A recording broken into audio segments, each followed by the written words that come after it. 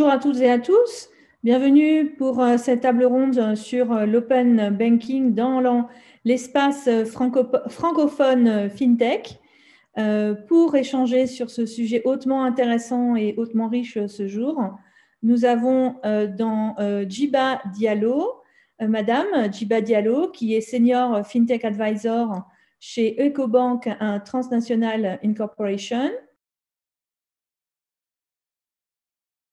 Saïb, qui est Senior Advisor chez Adada, et Aristide Ouattara, qui est associé chez Deloitte Afrique, et nous rejoindra peut-être, s'il le peut, Aurélien Duval-Delors, le fondateur et CEO de Bizao.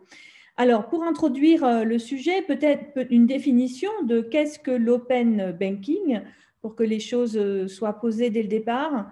L'open banking, traduction en français, puisque nous sommes dans une zone francophone, eh bien, c'est la banque ouverte, et cela ne nous aide pas forcément beaucoup. Ce qu'est la banque ouverte, eh bien, c'est principalement l'association avec une autre notion extrêmement à la mode aujourd'hui, c'est l'API. C'est la capacité en fait et la nécessité pour les établissements bancaires et financiers, mais pas que, bien sûr, on le verra dans d'autres thèmes, mais de s'ouvrir et de nouer des partenariats avec d'autres entités avec lesquelles elles doivent échanger des données et également rendre disponible l'accès aux établissements qui sont bien évidemment agréés et certifiés pour le faire, dans un cadre de bonne sécurité adapté, à pouvoir aussi émettre des ordres, notamment des opérations et des ordres de virement. C'est l'initiation de paiement. Donc, ce sont des sujets extrêmement touchy pour les établissements traditionnels, puisque la banque s'est très longtemps établie comme étant un coffre-fort, et mieux les portes du coffre-fort étant fermées, plus en sécurité sont les fonds déposés dans les banques.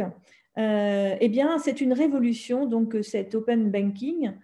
Et j'en profite donc dans cette lignée pour poser une question de cet open banking. Est-ce qu'il est aujourd'hui le même qu'il y a quelques années? Est-ce que l'on voit justement avec le temps une meilleure connaissance, une meilleure appréhension de ce qu'est l'open banking et même dans sa forme? Est-ce que l'open banking avec le temps est-il protéiforme? Alors, Aristide, tu nous avais signalé que tu travaillais sur l'open banking depuis quelques années maintenant. Est-ce que tu vois une évolution?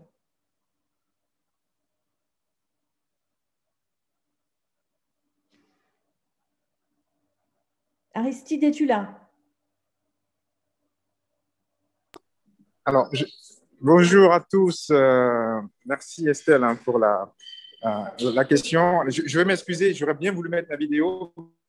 Je suis à Cotonou et j'ai une très, très mauvaise bande passante. Donc, je ne sais pas si vous m'entendez correctement déjà. On t'entend très bien. Est-ce que vous m'entendez? Oui. Estelle? Oui, vous m'entendez? on t'entend bien. Bon, du coup, je vais passer à... Alors, Aristide a quelques petits problèmes de connexion. Ismaël, est-ce que tu as une opinion sur ce sujet? Je sais que tu en as une. Oui, avec plaisir. Merci pour la question, Estelle. Je pense que, en fait, moi, j'ai commencé à travailler sur ces sujets d'open banking il y a une dizaine d'années déjà, principalement en Europe et au Royaume-Uni. Et je pense que en 10 ans, le bond qu'a fait l'open banking est juste incroyable. J'aurais jamais pu imaginer qu'on aurait pu avancer aussi rapidement sur ces sujets-là.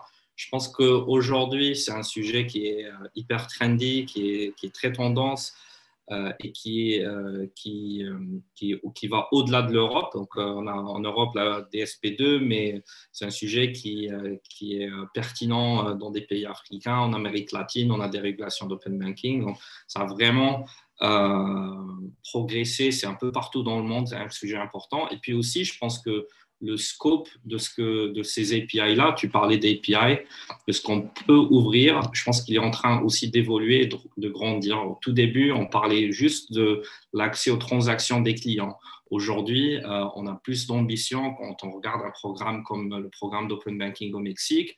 Le régulateur, il dit, bah, moi, je veux avoir accès aux pension funds, on parle de open insurance, on parle de donc, plein de sujets connexes qui viennent se rajouter à ce thème-là d'open banking. Donc, moi, je suis toujours assez impressionné de voir comment ça a pu avancer aussi rapidement et de voir que maintenant, même les régulateurs s'intéressent à ça et font pression pour que les institutions financières s'ouvrent justement via ces nouveaux paradigmes d'open banking. Merci Ismaël pour ton témoignage. Alors sur la partie, tu as mentionné la régulation, les régulateurs. J'aimerais bien que Djiba Diallo partage son expérience en la matière vis-à-vis des régulateurs. Est-ce que la position des régulateurs évolue?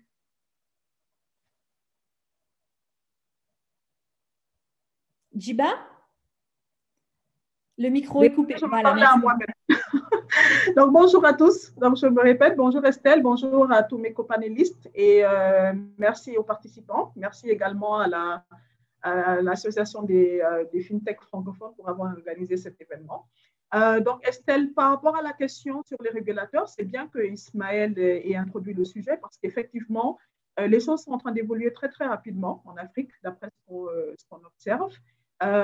Disons que pour les citer quelques exemples, l'un des pays qui a été les premiers à avoir un régulateur qui s'intéresse à l'open banking et qui met en place un sandbox, c'est au Kenya avec la Banque centrale de l'autorité des marchés qui a carrément ouvert un sandbox, qui a invité des fintechs à venir tester pour voir ce que ça donnait, ensuite l'ouvrir à plus de startups.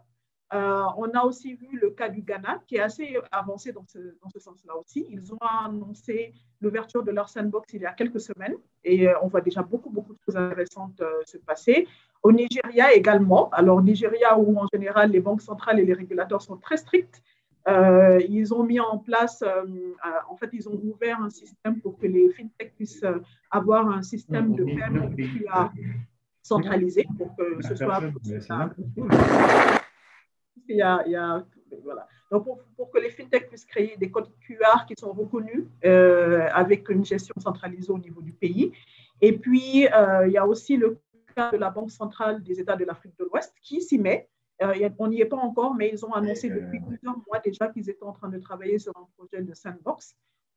Donc, je pense que tout ça, c'est des signes très, très encourageants parce qu'en général, on a la perception des régulateurs qui sont très stricts et qui ne veulent pas trop entendre parler de collaboration avec des entreprises telles que des fintechs qui, malheureusement, dans beaucoup de cas, ont besoin de beaucoup de support en ce qui concerne la régulation.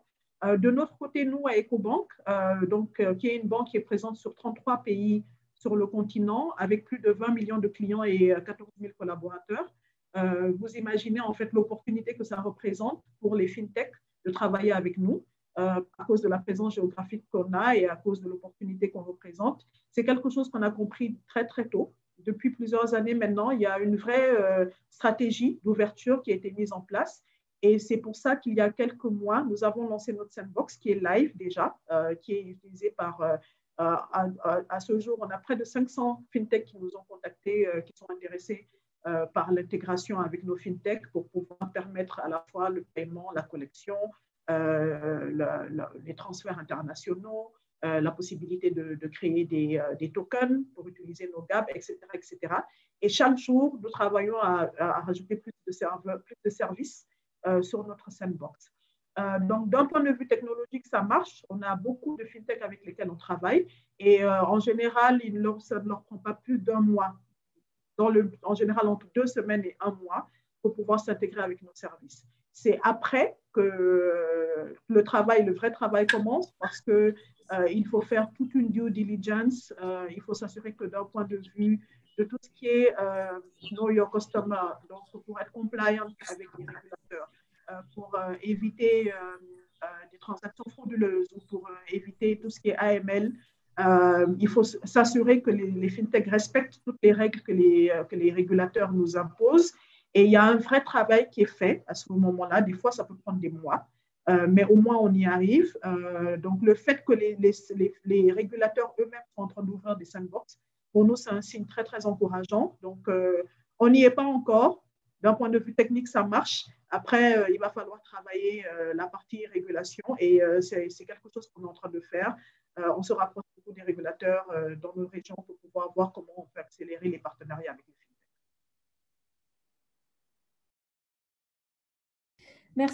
Merci Djiba. Aristide, est-ce que tu veux, tu es revenu avec nous, est-ce que tu veux commenter sur comment tu as vu l'open banking évoluer et notamment la position des régulateurs? Oui, est-ce que là, vous m'entendez? Oui, on t'entend très bien. D'accord, parfait. Vraiment, vraiment désolé, hein, je ne suis pas dans de très bonnes conditions. Oui, moi, je partage complètement ce qui a été dit précédemment. Djiba a complètement raison avec cette évolution-là des régulateurs africains. Je ne sais pas si, entre-temps, parce que j'étais parti, tu as évoqué, par exemple, Djiba, ce que la BCAO est en train de mettre en place, le sandbox de la BCAO, donc, qui a récemment mis en place une task force fintech. Et la clé de voûte de cette task force, c'est de mettre en place justement ce bac à sable, donc qui va permettre à l'ensemble en fait, des startups qui veulent se lancer de venir au niveau de la BCAO faire leur proof of concept. Et le gouverneur, il a clairement dit, il était honnête lors du dernier Africa Financial Industry Summit pour lequel Deloitte a participé. Il a dit qu'eux, aujourd'hui, ils savent qu'ils ne maîtrisent pas la manière de fonctionner de ces startups. Donc, le fait de mettre ces sandbox leur permettra justement de travailler en amont en fait, sur les contraintes réglementaires. Donc, ça, c'est vraiment une bonne nouvelle. Et l'autre chose aussi, c'est que voilà, nous, on a essayé récemment de sonder l'industrie bancaire sur leur appétence par rapport à cette problématique d'open banking. Donc, il y a 2-3 ans, quand moi, on commençait chez Deloitte à parler d'open banking, tu avais quelques banques qui regardaient un peu avec les gros yeux, c'était quoi déjà.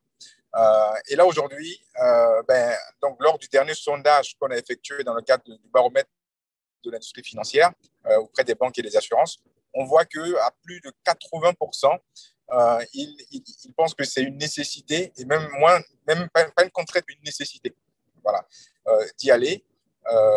Donc ça, c'est l'intention. Après, dans les faits, et là, je pense qu'il y a des fintechs pour témoigner, c'est un peu plus compliqué. Voilà. Donc, il y a quand même quelques difficultés parce qu'une banque, quand elle ouvre ses systèmes, il y a forcément cette ouverture vers aussi une exposition additionnelle au risque qui freine énormément en fait le processus. Voilà. Donc, en résumé, les régulateurs africains vont très vite. Donc, ça, c'est plutôt une bonne chose. Les banques et les assurances ont de l'appétit. Enfin, en tout cas, ne sont pas réfractaires à faire l'open banking, au contraire. Maintenant, c'est opérationnaliser ça, c'est un peu plus compliqué. Merci Aristide. Et ce que tu dis aussi, c'est que les régulateurs finalement de l'Afrique francophone, qui étaient plutôt connus pour être très attentifs et à réguler avant que le marché ne se développe, à l'inverse de l'approche plutôt est-africaine, on va dire plutôt d'ordre d'inspiration anglo-saxonne, finalement sont dans une démarche assez prospective et assez innovante en la matière. Aurélien donc de Bizao, est-ce que quel est ton point de vue, de ton point de vue, quelle est l'appétence justement des banques à accéder à l'open banking et donc à intégrer vos services sur le continent?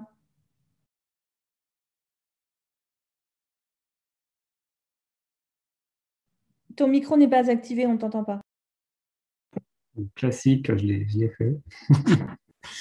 Donc, je recommence. Bonjour Estelle et bonjour à toutes et à tous. Je connais peu de gens dans le groupe, je crois, à part Jiba, que je salue. Et ravi d'être avec vous. Moi, je suis fondateur et CEO de Bizao, qui est une fintech présente dans pas mal de pays d'Afrique, dont Afrique de l'Ouest, Afrique centrale.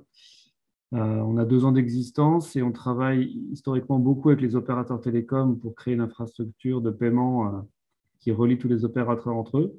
Et aujourd'hui, c'est vrai qu'on est très sollicité par les banques pour en fait connecter cette infrastructure de paiement à ces télécoms à l'infrastructure de paiement bancaire existante. On fait ça à titre du coup privé, mais en collaboration proche avec le régulateur, que ce soit BCAO ou BEAC. Je pense qu'on a des approches complémentaires. Nous, on est plutôt une boîte technologique qui permet de développer des partenariats très rapides. On est très agile, mais on n'agit pas sous mandat d'un régulateur en particulier. Donc, c'est plutôt une logique de partenariat public-privé qui verra peut-être le jour. Aujourd'hui, la demande des banques est assez forte. Je pense qu'il s'est passé quelque chose avec le Covid où le mobile money a pris encore plus d'ampleur et aujourd'hui, tous les gens veulent pouvoir payer leurs factures, payer en ligne, payer même en magasin avec le mobile money. Et ça, c'est des choses qui ne sont possibles du point de vue des banques que si elles se connectent à cette infrastructure.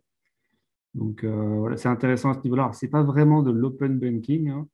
Là, je pense que si on était vraiment sur le sujet pur de l'open banking, on parlerait de l'ouverture des API des banques, qui a aussi un intérêt pour Bizao. On travaille d'ailleurs avec EcoBank sur des sujets de paiement. Il y a pas mal d'autres sujets qu'on pourrait ouvrir. Mais le besoin aujourd'hui, je trouve en Afrique, il est moins de permettre l'innovation sur l'accès aux API des banques que l'ouverture globale d'une plateforme qui mette en commun les banques et les opérateurs. Je veux dire, on a une infrastructure de paiement en Europe que je connais bien puisque à la base, donc, je suis français et basé à Paris historiquement, qui était fermée. Et donc, dans les banques en Europe se sont ouvertes au fintech en faisant de l'open banking. Maintenant, il y a la même démarche qui arrive en Afrique et c'est salutaire. Ça va permettre de faire beaucoup d'innovations sur l'écosystème bancaire. Mais il ne faut pas oublier que l'écosystème bancaire ne représente qu'environ 15% des gens dans les pays, par exemple, francophones. Et donc, l'enjeu global aussi pour l'inclusion financière, c'est que les banques et les opérateurs puissent travailler ensemble de façon à ce qu'il y ait une interopérabilité et plein de cas d'usage qui émergent au service du plus grand nombre. Donc, je pense que la définition de l'open banking en Afrique, elle est assez challengée et elle va être beaucoup plus riche que ce qu'on a pu voir dans d'autres régions du monde, telles que l'Europe ou les États-Unis. C'est l'open banking aussi des opérateurs qui deviennent un peu des banques. C'est une démarche globale assez inédite qu'on n'a pas vue dans d'autres continents à ce stade, il me semble. Voilà ce que je peux dire rapidement. Merci Aurélien. Donc, ce que tu dis que finalement aussi sur la question de l'interopérabilité, elle est aujourd'hui assurée par des plateformes privées, à la différence de la France où l'interopérabilité entre les différents acteurs est assurée par le secteur financier lui-même. C'est un peu ça aujourd'hui, oui, c'est ça. Les choses se mettent en place et les acteurs privés ont un rôle assez majeur à jouer dans la mise en œuvre rapide des volontés des banques centrales. Pardon, moi aussi j'ai perdu le micro. Donc, Pardon, petit souci de micro. Donc, l'open banking, ce que tu partages aussi avec nous, et de dire que c'est une solution qui est particulièrement intéressante pour le continent africain, qui est pour les spécificités, le contexte africain. La solution, ou parmi les solutions, tu as évoqué le thème de l'inclusion financière. J'aimerais avoir l'avis des autres panélistes sur ce point. Est-ce que vous partagez cette idée? Djiba. Alors, je vais m'assurer de mettre en micro. Estelle, oui, forcément, oui. Je suis tout à fait d'accord avec Aurélien et j'irai même un peu plus loin. J'ai l'habitude de choquer les gens en disant que pour moi, le vrai continent de la FinTech, c'est l'Afrique. Je pense que on connaît tous l'exemple de M-Pesa, que moi je cite souvent, c'est tout simplement impressionnant comment cette solution digitale a complètement changé les habitudes des Kenyans ou de beaucoup de gens en Afrique de l'Est et qui a permis l'émergence d'innovations qu'on ne pouvait pas soupçonner il y a 20 ans ou 10 ans. Donc, pour moi, la FinTech se passe vraiment en Afrique. Je regardais un rapport il y a quelques semaines qui disait que près de 50% des wallets mobile money sont créés en Afrique, dans le monde. Je veux dire, c'est un nombre qui veut tout dire. Donc, l'opportunité est vraiment là. Les Africains avaient besoin d'avoir des solutions. Ils sont très, très... tout ce qui est solution digitale, en fait, a toujours beaucoup, beaucoup de succès en Afrique. On a tous vu comment on est passé du fixe au mobile très, très rapidement et l'adoption impressionnante qui est atteint plus de 100% dans certains pays, l'adoption du mobile. On voit beaucoup de jeunes créer des solutions très, très intéressantes. Les opportunités sont là. Je pense qu'Aurélien l'a dit, les banques ont compris, enfin Aurélien et mes autres co-panélistes, les banques ont compris que c'était devenu impératif de travailler avec les fintechs parce que c'est là où l'innovation se passe. Donc, je pense qu'à l'instar de EcoBank, on voit beaucoup plus de banques qui ont vraiment des stratégies dans ce sens-là et qui de plus en plus mettent à disposition leurs API. Voilà, donc pour moi, l'open banking, c'est forcément la voie à suivre. Et dans quelques années, on parlera plus de bank as a platform, c'est-à-dire que comment est-ce que les banques deviennent des plateformes pour favoriser la création d'innovations par d'autres entreprises et comment est-ce qu'on se met en partenariat pour tous gagner ensemble. Merci Djiba. Et avec ton témoignage aussi, on se rend compte de l'hétérogénéité du panorama bancaire sur le continent et du chemin à parcourir vers les banking as a platform pour les différents établissements et tout le monde ne part pas du même point. Ismaïl, quel est ton avis sur ce point? Sur la question du continent africain et de l'opportunité de l'open banking? Je suis tout à fait d'accord. Enfin, je rejoins les deux avis. Je pense qu'il y a un gros potentiel, un gros coup à jouer pour l'open banking par rapport au thème de l'inclusion financière. Je pense que l'open banking, il peut vraiment aider le continent à faire un bond en termes d'inclusion financière. Et je pense qu'on voit déjà les effets de l'open banking dans d'autres pays. Je pense qu'il y aura un impact similaire, en particulier sur l'inclusion financière. Après, je me dis que le régulateur a un rôle à jouer dans tout cela, mais aussi, enfin, je rejoins l'avis d'Aurélien. Je pense que les acteurs privés aussi, ils ont un rôle à jouer. Les startups ont un rôle d'éclaireur à faire. Les startups dans l'open banking, tels que Hadada, tels que autres.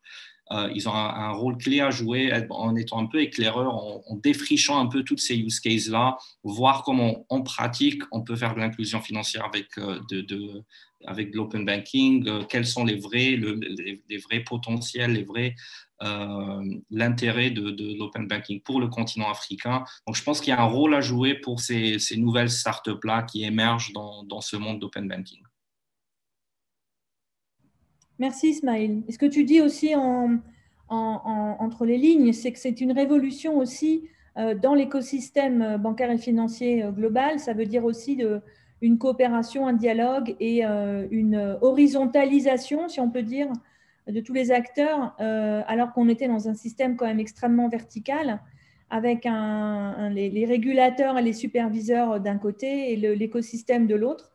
Et donc, ça, c'est aussi de nature à amener tout le monde à échanger. Aristide, ton avis sur le sujet? Oui, enfin, alors moi j'ai envie d'aller même un peu plus loin. Soyons fous, essayons de nous projeter de très loin sur la banque dans 20 ans.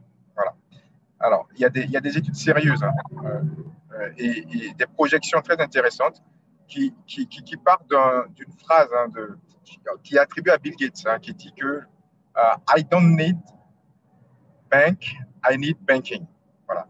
Donc, c'est-à-dire que à un moment, en fait, les banques vont certainement se recentrer sur ce qu'elles savent faire le mieux, c'est la confiance, être les garants de la confiance. Et après, derrière, il y a les services périphériques qu'elle va devoir externaliser pour avoir de l'efficacité opérationnelle. Et donc, ça, bien sûr, ça, c'est vraiment la vision très à long terme. Donc, les banques vont continuer à faire leur rôle de financement de l'économie avec, en revanche, des services technologiques qu'elles vont progressivement externaliser. C'est ça aussi la trajectoire en fait, de l'open banking. Parce qu'une banque a des services informatiques, ils ont des DSI comme toute entreprise qui ne sont pas en mode agile et qui coûtent très cher. Donc c'est ça aussi qui amène ces structures-là à se rapprocher d'entités qui sont des startups innovantes qui sont sur des niches. Voilà. Donc, entre les deux, bien sûr, je suis d'accord avec Aurélien et Ismaël, on est notamment en Afrique, on va y aller progressivement, mais c'est inéluctable et c'est même une question de stratégique et de création de valeur durable et de performance pour les banques. Voilà. Donc voilà, c'est cette contribution pour aller beaucoup plus loin, pour dire que l'open banking, à ses débuts, effectivement, on parle d'API, mais ça va aller beaucoup plus loin où on va vraiment être dans une logique où la banque elle se concentre sur son cœur d'activité et elle a un écosystème avec lequel elle interagit. Merci Aristide. Et si je peux me permettre le mot de la fin à Aurélien, puisque nous avons encore 1 minute d'antenne. Aurélien, comment vois-tu Bizao dans 10 ans? La question.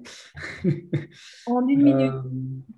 Écoute, de ce que je peux dire aujourd'hui, c'est que en 2 ans, on a vu en tout cas vraiment un très très gros besoin des entreprises pour avoir des partenaires qui les accompagnent dans l'acceptation des moyens de paiement tels qu'ils sont en Afrique, c'est-à-dire un peu de la carte Visa et Mastercard et beaucoup du mobile money. Donc, a priori, les choses vont bien se passer du point de vue de l'acceptation de notre produit par les marchands, c'est déjà le cas. Nous, notre ambition, c'est de grandir à travers beaucoup de pays d'Afrique parce qu'on constate le même problème dans de nombreux pays. Après, il ne faut pas mettre tous les dans le même panier. On n'a pas les mêmes réalités, par exemple, quand on va au Nigeria, quand on va en Égypte, quand on va en Afrique du Sud. Donc, le développement de Bizao, il va se faire dans des géographies qu'on maîtrise bien et qu'on comprend bien et là où on apporte de la valeur. Mais oui, je pense qu'on va, a priori, on est parti pour être une société qui va accompagner beaucoup d'entreprises dans beaucoup de pays. Sur les lignes de produits, je pense que nous, on va rester extrêmement flexible, agile, parce que on voit que ça bouge beaucoup, vraiment à toute vitesse, et que l'atout, c'est la technologie dans tout ça. Il faut savoir travailler avec les bons partenaires, il faut savoir réagir au quart de tour quand il y a des évolutions réglementaires. Donc, se projeter dans 5 ans, c'est déjà compliqué. Dans 10 ans, je crois que là, on ne sait pas. Je ne sais pas, dans 10 ans, peut-être que la crypto sera devenue une monnaie validée par plusieurs banques centrales et que ça va fluidifier les échanges panafricains. Je ne sais pas, enfin, peut tout se passer, quoi. Il y a 3 ans, tout le monde rigolait sur la crypto. Maintenant, c'est un sujet un peu sérieux. Dans 10 ans, tout peut changer. Le transfert d'argent, le paiement sur place, le rôle des banques, le rôle des opérateurs, le rôle des fintechs. Je pense qu'on va s'amuser. Il faut juste avoir les nerfs solides et puis se préparer à être agile.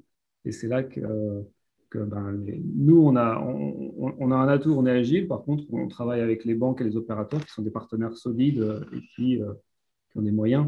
Et c'est ça qui est intéressant. Donc, pour l'instant, la clé, c'est dans la participation de l'écosystème tout entière à cette évolution. Voilà ce que je... Parfait. Merci à toutes, merci à tous. Je crois que nous avons su partager notre passion, notre enthousiasme à travailler sur ces questions et notre enthousiasme sur les opportunités qu'offre la richesse qu'offre le continent africain et toute sa population. Et donc, je crois que nous avons rempli le contrat de tenir en 30 minutes, 32 minutes. Et je vous remercie encore pour votre participation à ce panel. Et à très bientôt. Et je crois, Aurélien, à tout à l'heure.